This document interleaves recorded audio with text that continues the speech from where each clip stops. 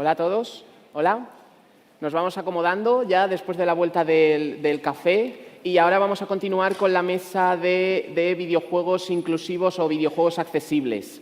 Hasta hace unos minutos el Langui ha estado comentando que hay que apostar por la sociedad del futuro y que aunque las cosas actualmente se están cambiando, el futuro hay que apostar por la gente que viene después de nosotros para que sigan trabajando y sigamos consiguiendo cosas. Desde Fundación 11 lleva más de 30 años trabajando en la formación y el empleo de las personas con discapacidad, para que las personas con discapacidad puedan llegar a tener un empleo digno, pero actualmente no solo las empresas únicamente no piden una formación, sino que también piden otro tipo de cosas. Ese tipo de cosas pueden ser, por ejemplo, las conocidas como soft skills o habilidades blandas. Las habilidades blandas te piden tener un punto crítico, adaptarte a los cambios, aportar soluciones, ser amable en tu trabajo o tener cierta puntualidad a la hora de cumplir los horarios de tu trabajo. Así también, esto es lo que piden las empresas, pero los procesos de aprendizaje actualmente están cambiando. Y ahora mismo se está poniendo muy de moda el proceso de aprendizaje que se llama la gamificación, que se basa en técnicas de aprendizaje basadas en los juegos. Pero la pregunta es si los juegos son accesibles para las personas con discapacidad y hasta qué punto. Y si esta gamificación está cogiendo tanta importancia, si en algún momento las personas con discapacidad van a tener una barrera para acceder o no a esta nueva formación y, por tanto, obtener las famosas habilidades blandas. Para ello tenemos aquí a 4 ponentes que nos van a acompañar dentro de la industria del videojuego. Cada uno cumple un papel, entonces a continuación se van a ir presentando cada uno de ellos, por lo que vamos a empezar por Juan Aguado, que pertenece a la Universidad de Alcalá. Cuando quieras, Juan. Como ha dicho Enrique, mi nombre es Juan Aguado. Yo soy investigador en la Universidad de Alcalá. Llevo ya un tiempo por allí. Estoy haciendo además una tesis doctoral que se centra en la accesibilidad del software en general y en la accesibilidad de los videojuegos en particular, porque es un tipo de software, digamos, sui generis, que requiere más interacción y que eso puede suponer un escollo mayor, si cabe, para personas con discapacidad. Por allí hacemos todo tipo de desarrollos, trabajamos en múltiples proyectos. También, por ejemplo, una de nuestras labores consiste en ayudar a los estudiantes en su formación. Yo he codirigido trabajos de fin de grado de algunos alumnos, intentando llevarlo, claro, a mi campo, que es pues, el de la accesibilidad y los videojuegos. Y hemos hecho cosas bastante... O sea, está mal que yo lo diga porque como estoy involucrado, pero bueno, yo creo que son bastante interesantes. Una de ellas se encuentra aquí fuera en el stand de la universidad, que es, bueno, Lanzahachas VR. La gente que esté interesada puede pasarse luego. Simplemente lo resumo muy rápidamente, es un videojuego de realidad virtual, de estos típicos con el casquito, que permite a personas con discapacidad o sin discapacidad, indistintamente y con el mismo nivel, digamos, de satisfacción, porque los videojuegos accesibles también tienen que ser accesibles y divertidos. Ese es un problema que yo he visto, que muchas veces dicen, no, esto es accesible. Para que algo sea accesible no es únicamente necesario que se pueda utilizar. Se tiene que poder utilizar con las mismas condiciones. Y si un videojuego tiene que ser divertido, pues no puede ser que pueda ser utilizado pero que pierda toda la diversión. Entonces, bueno, yo creo que más o menos lo hemos logrado. Esta sería, digamos, una captura del juego. Tiene muchos mecanismos para que personas con discapacidad visual severa, parcial, daltonismo, problemas de audición, diferentes perfiles. No sé si cubrimos todo, pero bueno, hemos intentado llegar al máximo posible, que sería la accesibilidad universal. Hacemos también proyectos para móviles, de ahí que esto sea concretamente un videojuego para móviles. Y bueno, intento siempre, en todos los sitios a los que voy, he dado cursos, he colaborado en congresos, dar bastante caña, porque el problema, que es un poco lo que ha comentado Langui en su presentación, es que la gente no es capaz de comprender la problemática, si es que se le puede llamar así, que existe. Y entonces, pues el primer paso es conseguir que la gente lo aprecie, porque si tú no eres capaz de identificar el problema, que ya digo, a mí no me gusta llamarlo así, pero bueno, Si no eres capaz de identificar el problema, difícilmente lo vas a resolver. Entonces, pues, bueno, vamos a ver si hoy aquí, con mi experiencia personal y la de todas estas personas que están aquí, que seguramente tengan más galones que yo y puedan hablar con más aplomo, somos capaces de haceros ver un poco cómo está la accesibilidad en los videojuegos. Muchas gracias, Juan. A continuación va a intervenir Pablo Pérez Ortega de Electronic Arts, que concretamente es analista de normativa y certificación y además se encarga de la accesibilidad de los videojuegos de Electronic Arts y creo que trae un vídeo también muy interesante. Adelante, Pablo. Pues buenos días. Gracias por invitarme a esta charla. Encantado de estar aquí y contar un poco lo que hago en Electronic Arts. Tenemos un equipo dedicado a los temas de accesibilidad en los videojuegos y, bueno, os voy a mostrar un vídeo donde explicamos brevemente lo que hacemos. ¿Le podéis dar al vídeo, por favor?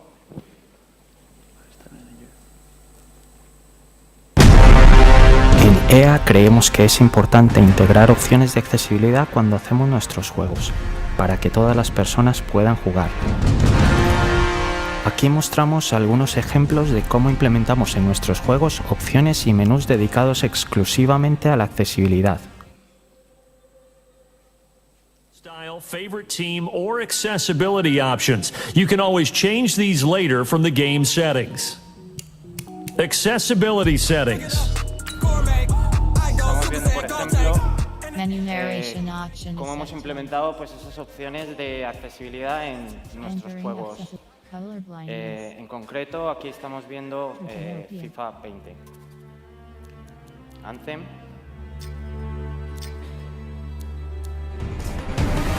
Nuestro portal de accesibilidad contiene información variada tal como manuales en formato texto, guías para jugar sin visión, información sobre opciones disponibles y más.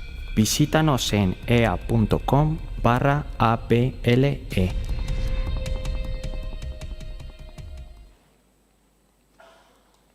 Vale, pues ahí resumimos brevemente lo que estamos haciendo, ¿vale?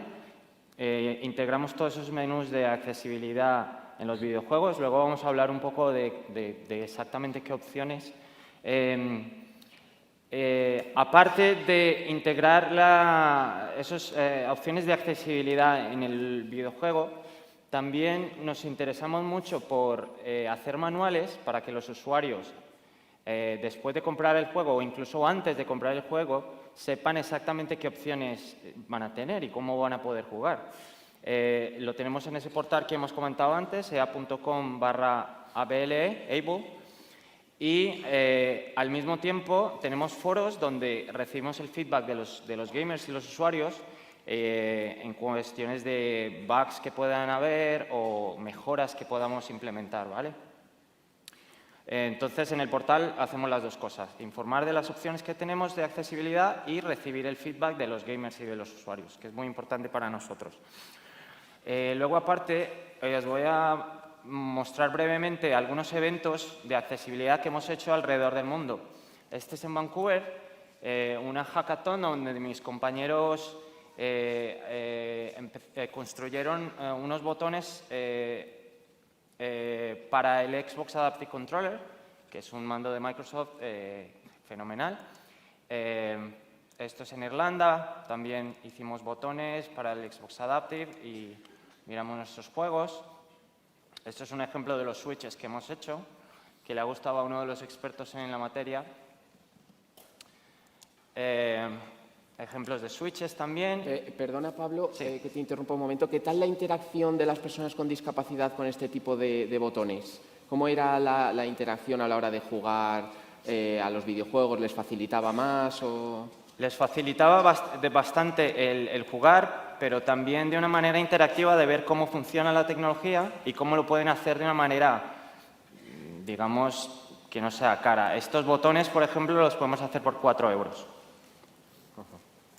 Estos son más talleres que hemos hecho en Madrid, por ejemplo, también con el Xbox Adaptive Controller, con el Quad Stick y con varias asociaciones, ONGs, con nuestros partners, Con Microsoft también hemos hecho algunas cosas y, bueno, simplemente os dejo aquí unas imágenes más de los talleres que hacemos y de la labor que queremos hacer, aparte de implementar las opciones de accesibilidad en los videojuegos, recoger el feedback de los usuarios y aparte hacer esta, digamos, más hands-on con el tema de accesibilidad. Muy bien. Gracias de nuevo por tenerme aquí y Encantado, estar en Pablo. esta charla. A continuación, Carlos de la Iglesia, director de Comunicación y Desarrollo Corporativo de Microsoft, que, como Pablo ha comentado, ha mencionado el periférico Xbox Adaptive Controller, que, bueno, voy a aprovechar, si Carlos me permite, para comentaros que en la parte de stands, aparte de estar el lanzahachas de realidad virtual, está el Xbox Adaptive Controller para que todos, independientemente de que tengáis una discapacidad o no, podáis probarlo, porque las personas que están en el stand están preparadas para que podáis vivir una experiencia de sensibilización en el sector y tengáis o no una discapacidad, podéis acercaros al stand. Adelante, Carlos, gracias. Bueno, hola de nuevo. Intentaré no decir cosas que he dicho antes en la mesa redonda de las 9, pero la verdad es que encantado de estar aquí. Y yo creo que además es buena oportunidad porque esta mañana, a primera hora, hemos hablado de cosas, si queréis, muy generales, más de estrategia, y ahora estamos bajando claramente a la realidad, ¿no? Y es cómo la accesibilidad es algo, en nuestro caso, en el caso de Microsoft, que está en todos los departamentos, en todos los equipos, intentamos que esté en todos los productos. Ya sabéis que nosotros hacemos desde Windows y Office hasta Xbox, pero también hacemos high performance computing y ordenadores en la nube y servicios en la nube, etcétera, ¿no? Con lo cual, intentamos que la accesibilidad sea algo que esté en todos nuestros productos y en todos nuestros servicios. Os voy a compartir un vídeo y luego comentamos a partir de ese vídeo.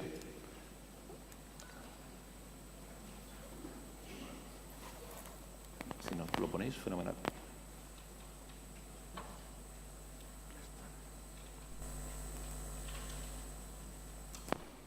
Ahora aparecerá el vídeo concretamente es del Xbox Adaptive Controller. My name is Grover. Ahí va. Sean. My name is Ian. I'm Taylor. My name is Owen, and I am 9.5 years old. So Owen was born with a rare genetic disorder called Escobar syndrome. He's had 33 surgeries to date. I love video games, my friends, my family, and again video games. It's his way of interacting with his friends when he can't physically otherwise do it.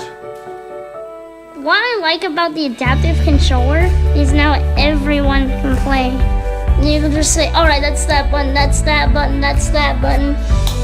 Perfect. One of the biggest fears early on is, how will Owen be viewed by the other kids? He's not different when he plays. No matter how your body is or how fast you are, you can play. It's a really good thing to have in this world. Bueno, es un vídeo que resume la historia de Owen, que es este chico de 9 años y medio que explica que su pasión son los videojuegos, ¿no? Y cómo, gracias al Xbox Adaptive Controller que antes mencionabais, pues puede jugar mejor. Es un ejemplo de cómo tenemos que pensar en accesibilidad en todas las áreas y cómo tenemos que... esta mañana hablaba de que accesibilidad es igual a innovación más partnership, ¿no? Más colaboración. Yo creo que este es un buen ejemplo de cómo, por un lado, hay que innovar,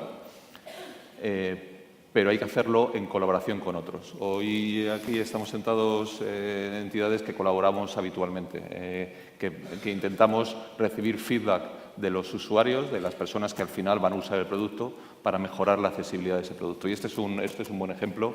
Recibimos feedback de los hackathons que organiza EA, a través de la Fundación 11, por supuesto, y nuestro foco es siempre buscar la manera de que cada dispositivo, cada producto, cada servicio que nosotros desarrollamos se adapte a las necesidades específicas de cada persona. Esta mañana esta mañana temprano, quiero decir, hablaba de cómo queremos ir un paso más allá del diseño para todos y pensar en un diseño para cada uno de nosotros, y este es el ejemplo, ¿no? Y luego hablaremos, yo creo que tendremos tiempo de hablar específicamente del controlador, del mando, pero lo bueno del mando, lo que es más relevante, es que es un mando que se puede adaptar en función de la necesidad de cada persona. Yo creo que eso es lo más importante. No es un mando accesible para todo el mundo, es un mando que tú puedes adaptar en función de tus necesidades o de tus preferencias.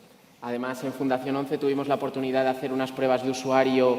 Yo las hice junto a mi compañera Natalie González de Fundación 11 y vivimos experiencias muy chulas, porque gente que nunca había podido jugar a los videojuegos o simplemente personas que habían jugado y que habían tenido una discapacidad sobrevenida después de su nacimiento, volvían a empezar a jugar o a volver a jugar a los videojuegos, y se creaban unas situaciones realmente chulas y emocionantes. Por último, tenemos a José María Moreno de la Asociación Española del Videojuego, que nos va a comentar un poco como, digamos, ente que sujeta a toda la industria, a los desarrolladores, a los de hardware, de software, al tema de eSports, en qué punto se encuentra un poco la industria del videojuego en cuanto a accesibilidad. Así que, José María, cuando quieras. Muchas gracias. Muchas gracias, Enrique. Muchas gracias a la Fundación 11 por organizar este evento y por invitarnos a nosotros. Bueno, AEVI es la Asociación Española de Videojuegos. Está compuesta por más de 30 miembros, entre ellos hay pues, empresas distribuidoras de videojuegos, hay comercio minorista, hay fabricantes de hardware, hay desarrolladores de software y también empresas del entorno del mundo de las competiciones de los eSports. El sector del videojuego en España es un sector que ha ido creciendo año tras año. Hemos crecido más de un 10% en los últimos años. Ya factura más de 1.500 millones de euros, que es más que el cine y la música juntos, el doble más o menos. Y este es un sector que está cobrando cada vez más importancia. Ya somos más de 9.000 profesionales en España y más de 16 millones de videojugadores.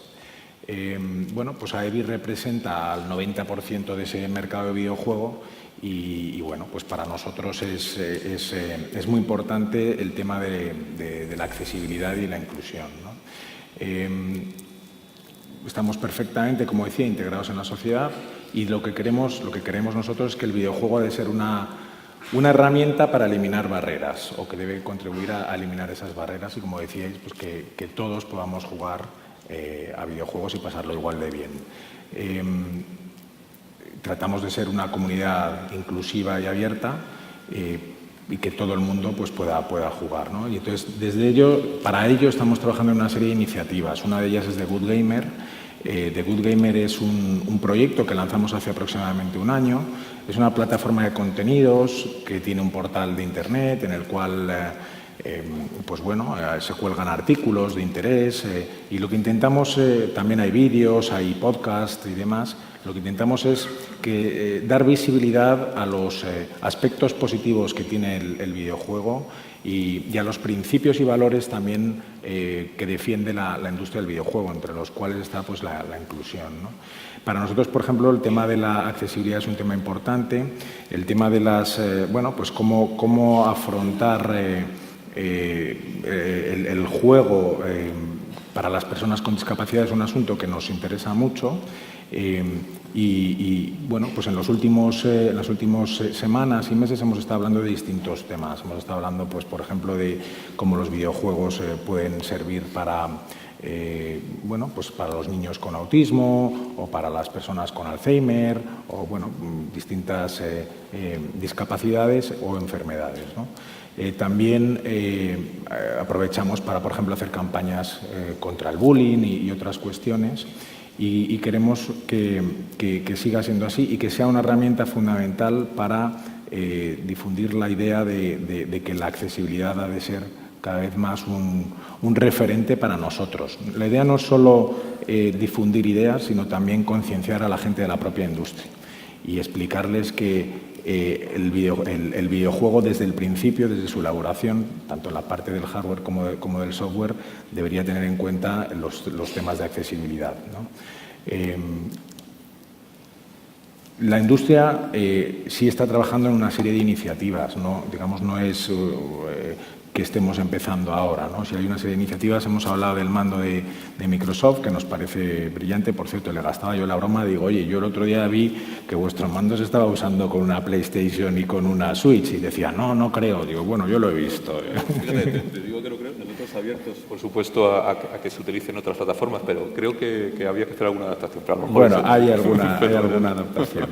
Yo cuando hice las pruebas lo que más me reclamaban los usuarios era yo quiero esto para todo, para todo, yo quiero esto para todo, me decían. Sí, os decía que hay otras iniciativas.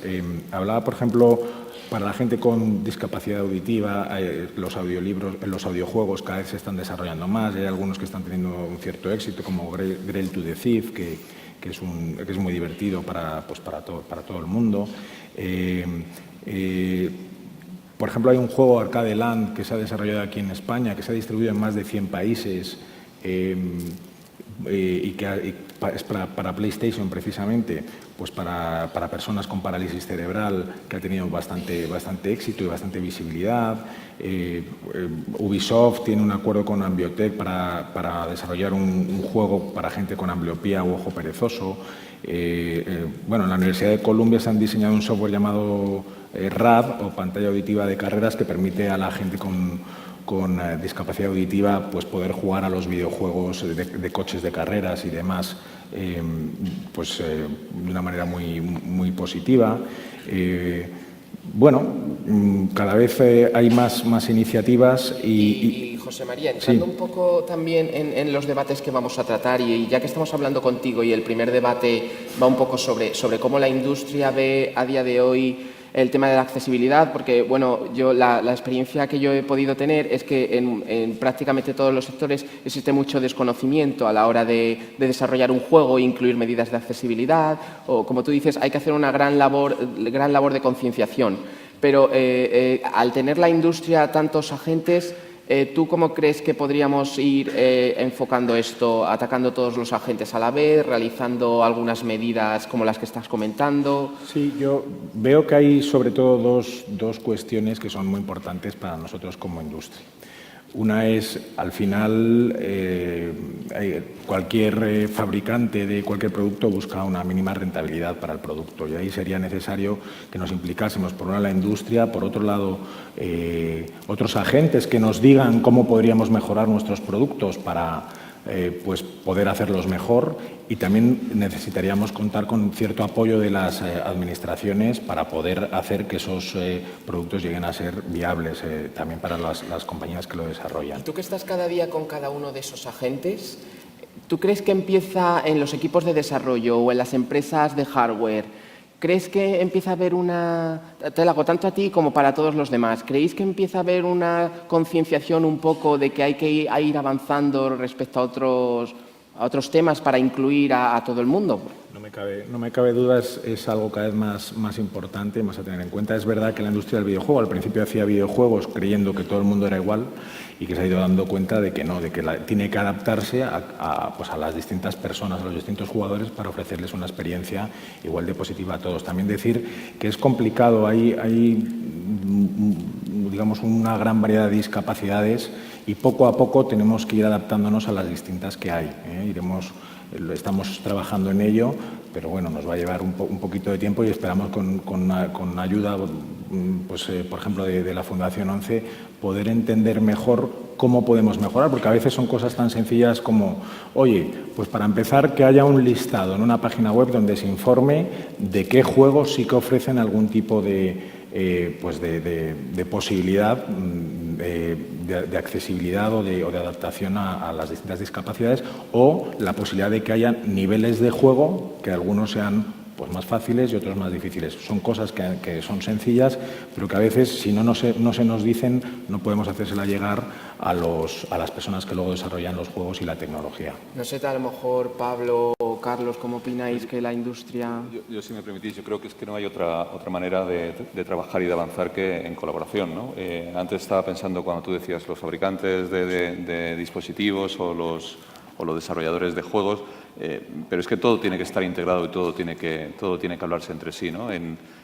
Por ejemplo, nosotros desde Microsoft podemos trabajar para mejorar la interfaz de la Xbox, ¿no? De manera que la persona que va a jugar, cuando empieza a jugar, pues que tenga una interfaz accesible. Pero es que luego es necesario que el juego que va a jugar sea accesible. Y tenemos que conectar las diferentes APIs para que aquello funcione, ¿no? Y os puedo dar un ejemplo muy claro nosotros en algunos de nuestros juegos integramos la tecnología existente dentro del software, ¿no?, del juego, lo integramos con la tecnología de Microsoft, por ejemplo, que tienen para el texto a voz y de voz a texto. Entonces, eso es, como decía, esto es una colaboración, es una manera de, la tecnología ya existe, la podemos usar en nuestro juego, cómo codificamos, cómo colaboramos para que convivan una con otra. Además, la tecnología de Microsoft está bastante bien. La tecnología que tiene Xbox, las opciones de accesibilidad que tiene, digamos que están por delante de Sony, de Nintendo y de otras plataformas.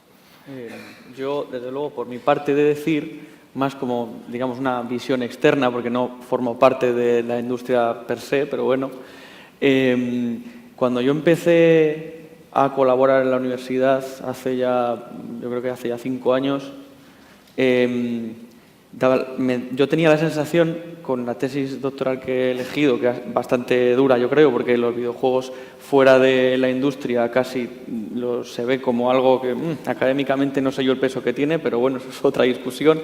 Yo la sensación que tenía era que cuando iba a los sitios a hablar, a preguntar, iba un poco como rompiendo el hielo. O sea, como este barco que va rompiendo el hielo y dices, bueno, por aquí no ha pasado nadie.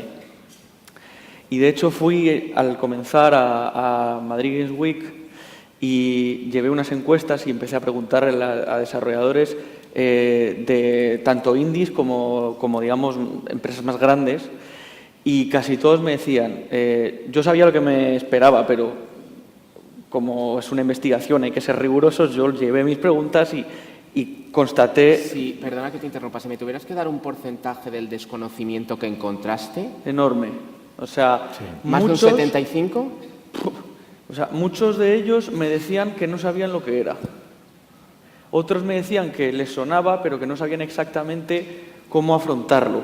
Y otros incluso me decían que era un poco esto que hablamos de la brecha entre la parte técnica y la parte, digamos, más burocrática, porque yo entiendo que hay objetivos y hay perfiles. Entonces, si la persona que está abajo conoce el problema y sabe cómo solucionarlo, pero tiene unos tiempos de entrega y a lo mejor eso puede suponer retraso, eso implicaba que esas, digamos, características no se implementaran. Pero con el paso de los años yo me he ido fijando, porque claro, lo tengo que ir pulsando, y en estos 5 años que han pasado ha sido de, como digo, ir rompiendo el hielo a que estemos aquí hoy sentados personas de perfiles muy distintos y todos queramos avanzar hacia la dirección adecuada, que es esa, que efectivamente usando servicios de accesibilidad o tecnologías de apoyo propias de las plataformas, gente dentro de las propias empresas que lo tenga en cuenta, porque tú puedes ofrecer cosas, pero si las características del juego entrañan determinadas mecánicas,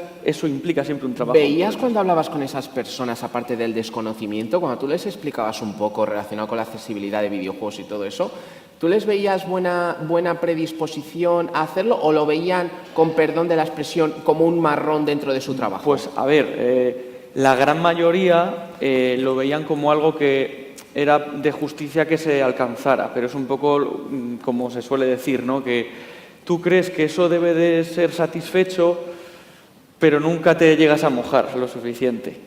Sin embargo, a algunos, por ejemplo, sí me preguntaban específicamente, porque como yo ya había hecho cosas, digo, ¿y esto cómo se consigue? Yo les decía, pues hay material, si es que documentación hay. El problema es que si eso no llega o llega, pero no, por la razón que sea, no se aplica, pues estás igual que al principio. Luego sí es cierto que los menos, pues me decían, no me lo decían así, pero bueno, yo leyendo entre líneas era como que bueno, que no le veían tanto interés. Y claro, yo ahí era cuando metía el cuchillo, porque yo decía, bueno, mira, yo como aquí ni pincho ni corto, te voy a dar mi opinión. Y siempre hablo muy claro, o sea, me gusta ir a machete, ¿vale?, hablando en plata, porque con ciertos temas no puedes tener medias tintas, porque si te quedas en medio no se hace nada, ¿vale? Yo les decía siempre, vamos a ver, tú supongo que querrás ganar dinero, ¿vale? Podría ser altruista y pensar en que las personas lo tienen que jugar, pero si solo piensas en el dinero, entre un 10, 15, incluso, bueno, sí, entre un 10 y un 15% de la población normalmente formas, perdóname tiene que alguna forma de discapacidad. Pues perdóname es que más te interrumpa, usuarios. pero la Organización Mundial de la Salud indica que para el año 2050 el porcentaje de personas con discapacidad habrá crecido ante el que tenemos actualmente, tanto por casos que sean discapacidades desde nacimiento como las que he comentado antes sobrevenidas. Sí. Por suerte, como has contado, se ha roto un poco el hielo y tenemos la oportunidad de, como ha comentado un poco Carlos de la Iglesia, que se va rompiendo el hielo y bueno, por lo menos tenemos a día de hoy un periférico que, como os he comentado antes, sí que probándolo da buenos resultados y permite que personas con discapacidad, concretamente con problemas de movilidad en miembros superiores, consigan jugar. Pero antes de pasarte a ti la palabra, Carlos, veo que José María quiere hacer un apunte. Sí, bueno, nosotros organizamos Madrid Games Week, por cierto, entonces yo sí que tengo mucho contacto con los estudios españoles. Voy a lanzar esto es una lanza en su favor.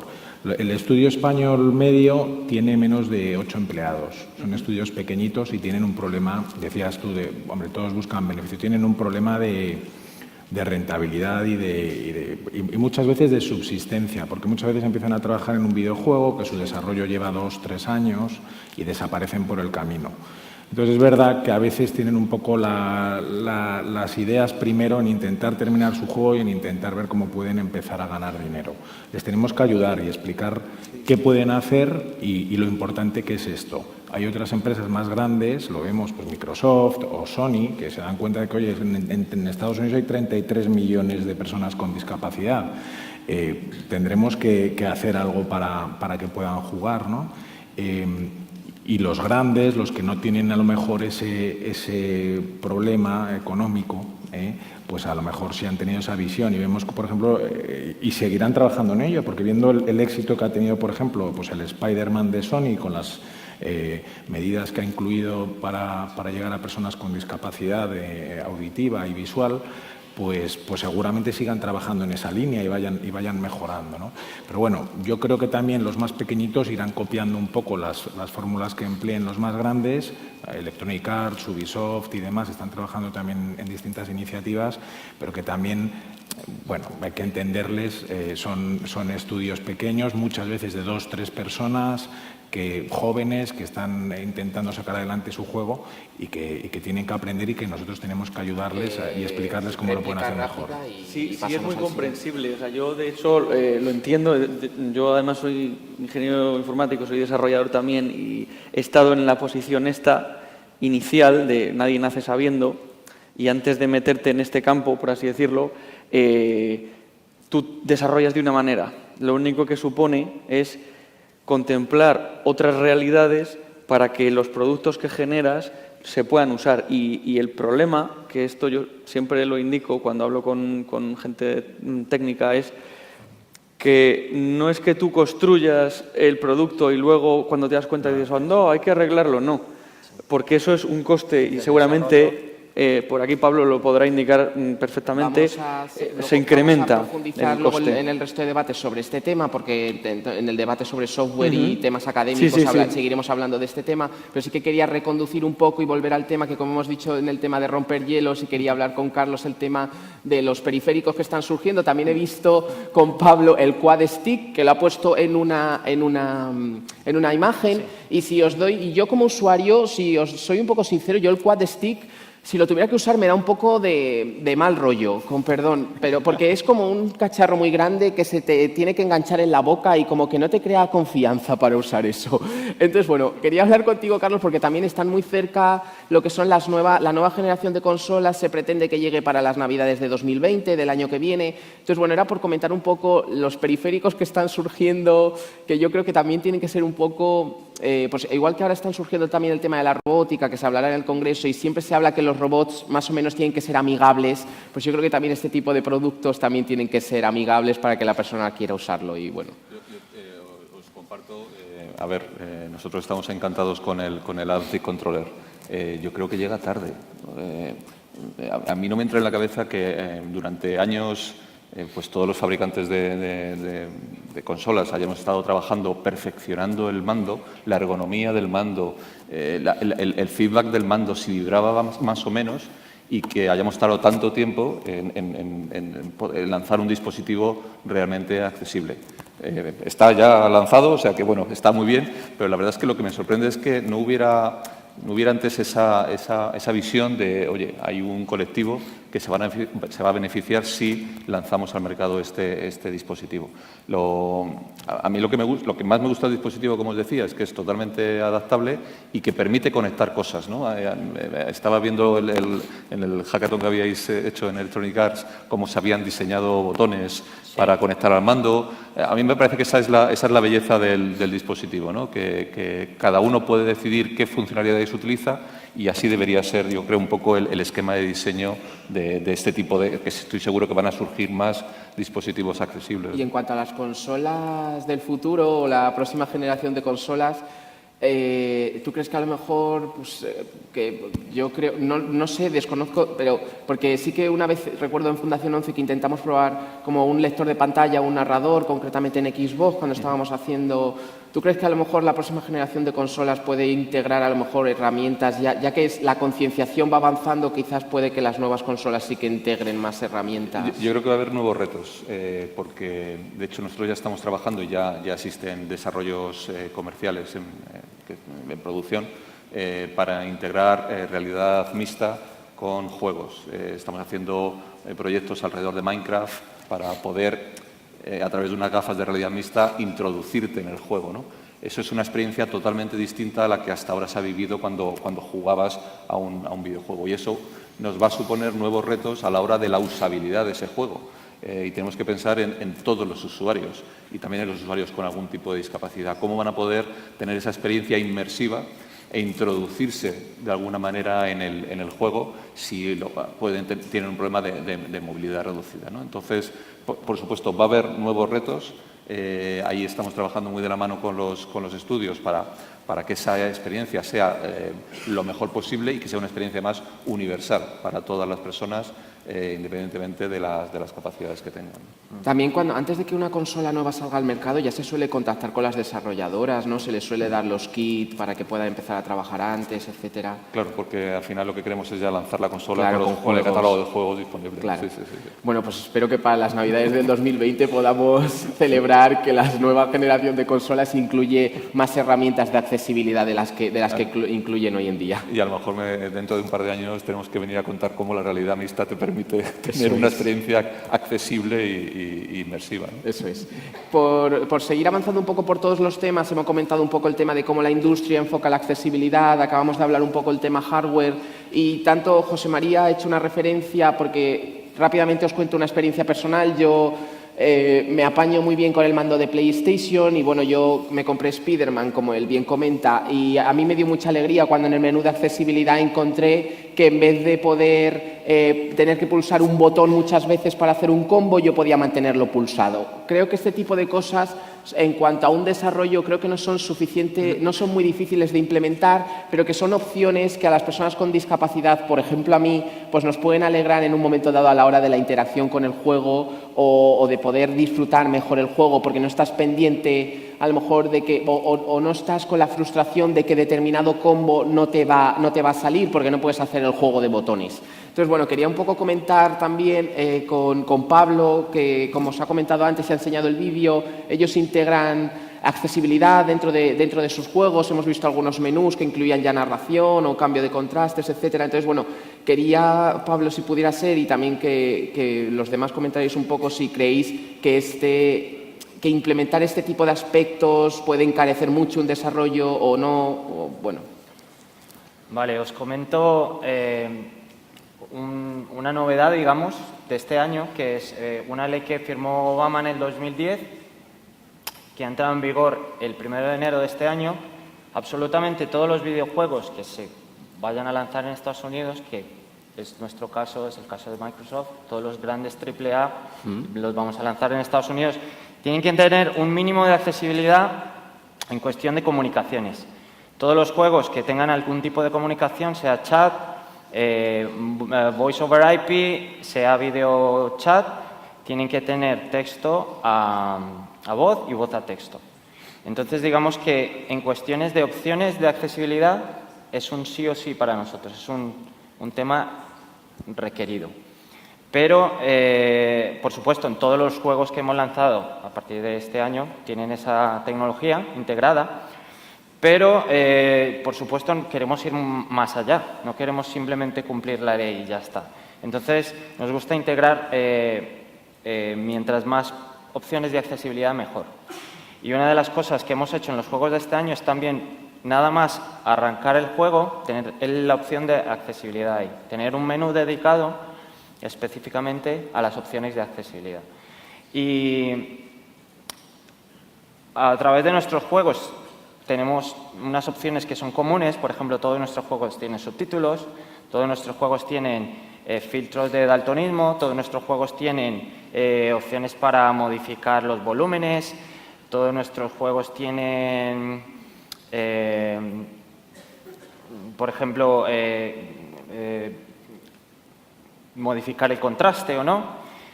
Y eso es, digamos que es año tras año. Pero nos gusta mejorar incluso sobre las opciones que ya tenemos año tras año, nunca dar un paso atrás, sino un paso adelante. Entonces, por ejemplo, este año 2 juegos de los que tenemos han incorporado el tamaño de los subtítulos, que es muy importante, es una cosa que nos parece que es bastante importante. Y si me permites, ya no solo el tamaño de los subtítulos, sino también el tamaño de los menús, porque una persona con discapacidad visual que tenga baja visión prefiere ver el HUD del menú bien y saber si puede atacar o hacer lo que requiera antes que ver si el personaje salta o hace la determinada animación. Alguno de estos juegos tiene también esa opción de engrandecer, ¿no?, los botones y todo, que se vea más visible. Luego hay una parte que nos emociona muchísimo y es de descubrir que, por ejemplo, muchos de nuestros juegos los juega gente que es completamente ciega. Entonces, nos emociona pues ayudar a estas personas que ya están jugando nuestros juegos a modificar las opciones de manera que puedan jugar incluso mejor y puedan jugar de una manera incluso competitiva con cualquier otro usuario, jugar online y ganar partidas y hacer este tipo de cosas. También conectado con el portal que tenemos, donde ponemos las opciones de accesibilidad que tenemos unos manuales en formato TXT para que se puedan leer con los software de lectura. Y en principio tenemos un equipo dedicado liderado por Karen Stevens en Orlando. Tenemos equipos dedicados también en algunos estudios a través del mundo. Earl Baker es el líder en Europa, está en mi oficina, trabajo con él y con el equipo que tenemos. Y bueno, no somos muchos, pero le ponemos bastante empeño y bastantes ganas también con la colaboración de Microsoft y de las universidades y de los usuarios al final del día. Ellos son los que nos dan ese feedback y esas pautas para mejorar. Y precisamente por lo que estás comentando, que me alegra un montón ver la cantidad de opciones que empiezan a tener los juegos, porque abren el abanico de posibilidades a un montón de personas que realmente quieren jugar. Y bueno, aparte de lo que hemos dicho al principio, de que el tema de las habilidades blandas son más habilidades sociales que las personas tienen que ir adquiriendo a lo largo de su vida, pues que el tener acceso a los videojuegos le va a permitir adquirir estas habilidades sociales, no solo para su futuro trabajo, sino también para el ocio y el disfrute con sus amigos. Pero también quería comentar un poco ya, cerrando un poco la mesa y terminando el último tema que nos toca, a Juan le voy a hacer 2 preguntas, y es que tú que has estado con los que tomaste nota de lo que te decían las personas, etcétera, que has escuchado también a Carlos y a Pablo, cómo decían las cosas que ya están implementadas, etcétera. Yo te quiero hacer 2 preguntas. Una es, de todo lo que de qué no han dicho que tú ves necesario, tanto en hardware como en software, una cosa de cada de hardware o de software. Y luego, tú que estás en el ámbito universitario y que los jóvenes son, digamos, el público potencial de los videojuegos, ¿tú conoces a día de hoy alguna formación reglada por el Estado o que digamos que oficialice la formación en videojuegos, tanto en desarrollo o un grado oficial, un máster? A ver, empezamos primero, si te parece, por lo de... Claro, porque esto sería académicamente, por así decirlo, ¿no? El enfoque del tema de los videojuegos. Por lo que yo tengo entendido, ¿vale? No sé hasta qué punto ha cambiado últimamente, pero no lo miré hace mucho, hay formación, pero no es, digamos, 100% oficial, como cuando dices, bueno, voy a hacer una ingeniería informática, ingeniería de telecomunicaciones o, yo qué sé, pues filosofía, que da igual, que no tiene por qué ser técnico. No hay, yo creo, nada así. Entonces suelen ser de dos maneras. O bien hay un grado o similar de estudios propios, o bien se hace en un máster, pero que tampoco sé si es oficial, y me explico. A efectos, digamos, de homologación, si es máster universitario ¿no? Pues sería, digamos, oficial, y si no, pues puede formar parte incluso de estudios propios. Y digo que es oficial porque eso da cabida luego a, por ejemplo, en mi caso, yo, como hice una licenciatura de 5 años, no, pero en los grados actuales necesitarías hacer un máster oficial para luego intentar hacer un doctorado. No Entonces, sé si tú, te José está María, también sabes algo relativo cohibiendo ahí. al tema del Estado, si hay algún tipo de formación que sea, digamos, de carácter oficial, que esté reglada por el Estado, porque sí que hay formación en videojuegos que se encargan muchas academias, pero algo que sea reglado por el Estado que lo reconozcan, no sé si... Temas de accesibilidad. No, concretamente un grado en videojuegos, de desarrollo o de... No, grados en videojuegos... de una universidad que tenga un grado... Grados y posgrados en videojuegos, ahora hay más de 90 en toda España. Aquí en Málaga la universidad tiene, en Madrid la Complutense, es decir, hay universidades públicas y hay universidades privadas también que tienen sus propios grados, UTAD o ESNET, son muy conocidas. Es verdad que este es a lo mejor los temas de accesibilidad es algo que, porque decía, me ha gustado mucho, hablabas de retos antes, Carlos, y el gran reto para EVI yo creo que tiene que ser eso, conseguir explicar a los desarrolladores desde que empiezan a trabajar en un videojuego que esto es algo que tienen que incorporar desde el principio, que es algo que no les va a resultar costoso y que es algo que permite hacer la vida mucho más agradable a mucha gente, ¿no? Entonces ese es el gran reto que nosotros nos marcamos, que es, oye, a esta gente que empieza a trabajar en videojuegos, pues explicarles esto. Y probablemente lo tengamos que hacer desde las universidades, por tanto es uno de los compromisos nuestros, será hablar con las universidades que son miembros de EVI para explicarles que este es un área que se debía empezar a trabajar con los estudiantes. Quizá una asignatura o quizás yo, en alguna asignatura de calidad de algún tipo, que la accesibilidad estuviera presente y la pudieran... Yo lo siento por ti que vas a tener que viajar por toda España, pero bueno...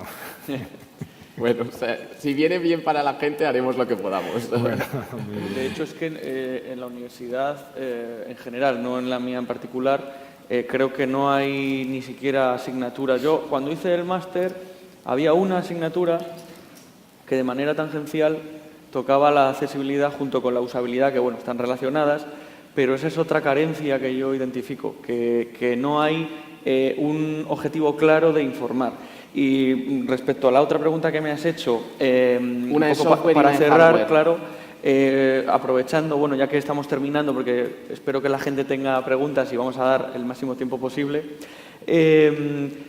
yo lo que identifico es eso, que ha habido mucha mejoría, tanto en el ámbito hardware como en el ámbito software, como incluso en lo que es la junta, que digo, de estos servicios de accesibilidad, que al final el sistema operativo pone a disposición de los desarrolladores para poder usarlo y no tener que hacerlo desde cero. Ha habido muchos avances. Discúlpame, muy Juan, positivos. si alguien, tenemos tiempo para una pregunta. Si alguien tiene, arriba veo una mano ya y aquí en el medio también. Intentamos, mientras Juan cierra, por favor. Y bueno, yo la única apreciación que debo hacer, que me has dicho que qué veo yo, eso ya es un poco cada uno la filosofía que tenga.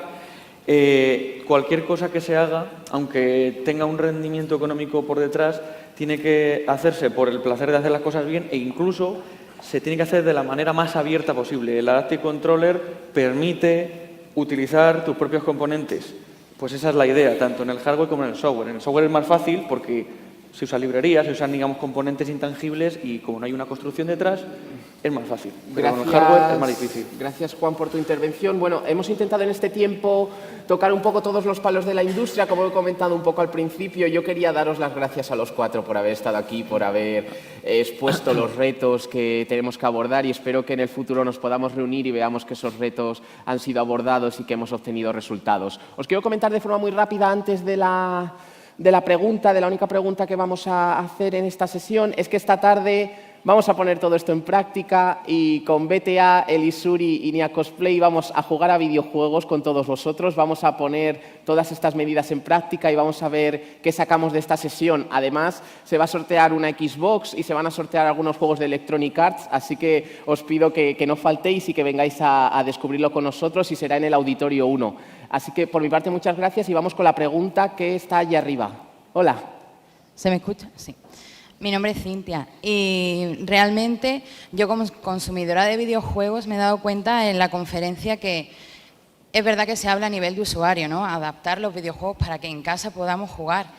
Pero yo que suelo ir a conferencias, a, por ejemplo, Barcelona Games World, Gamergy, incluso Gamepolis, me he dado cuenta de que en los puestos de videojuegos realmente no he visto adaptación. Por ejemplo, un juego como League of Legends o la plataforma de Sony, Microsoft. Y realmente también mi pregunta es más porque muchas veces nos gusta vernos representados y el tema de los eSports, que es algo que desde hace poquito tiempo en España ha empezado a surgir. ¿Hay algún tipo de proyecto que invierta en la inclusión de personas discapacitadas tanto en equipos de eSports como en personal cualificado o algún tipo de sitio o periféricos para jugar en las convenciones, por ejemplo? Pues yo solamente voy a decir que en cuanto a eSports, yo tuve la oportunidad en julio de hacer una ponencia en Gamepolis junto a Moyor Z87, que os animo a verle y que le conozcáis, que si me permitís, Aritz, que es su verdadero nombre, es un gran tío y juega a eSports, concretamente a Fortnite. Y bueno, José María, creo que es otro reto el tema de los eSports. Sí, bueno, los eSports son bastante jóvenes, pero ya están teniendo en cuenta esta cuestión. El año pasado se celebró el primer torneo de lo que llaman la Liga de eSports Unificados, que hubo 64 jugadores, gente con discapacidad y gente sin discapacidad que compitieron en un torneo organizado por PlayStation, por Special Olympics y por la Fundación de Telefónica, y fue un torneo que bueno, tuvo bastante repercusión, por un lado porque todos los jugadores dicen que disfrutaron muchísimo y que repetirían la experiencia. Y por otro lado, porque bueno, pues significó un primer paso para que de verdad pues, en los eSports la gente con discapacidad tenga también presencia y visibilidad. Sin duda lo sumamos a la bolsa de retos que sacamos hoy de aquí y como he dicho esperamos que en el futuro podamos volver a reunirnos rápido. Yo muy rápido y otro reto más, que es el que mencionabas tú también, ¿no? Y es la incorporación de personas con discapacidad a los equipos de desarrollo de los videojuegos. Yo creo que es fundamental, y lo comentábamos también esta mañana, el que los equipos de desarrollo sean diversos, que tengan diferentes perspectivas, diferentes puntos de vista para enriquecer precisamente ese desarrollo y para hacerlo inclusivo. O sea, que otro reto más a incorporar en esa lista. Pues con toda esta bolsa de retos nos vamos. Muchas gracias a todos por estar aquí, por escucharnos y os veo esta tarde. Venid, que lo vamos a pasar bien.